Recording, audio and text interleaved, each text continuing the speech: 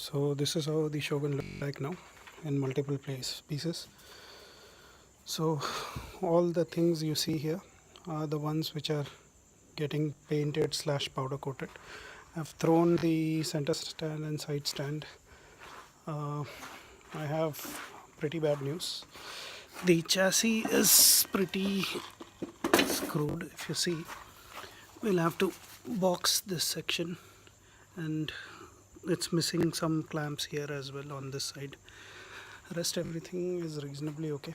So I never thought that I would go this way, but since we have started, we have to do this. So my entire backyard looks like a mess. So I am the only idiot who would attempt not one, not two, but there's another one here. 3 restorations together. So more on that coming soon. So tomorrow we are going to give all this for paint.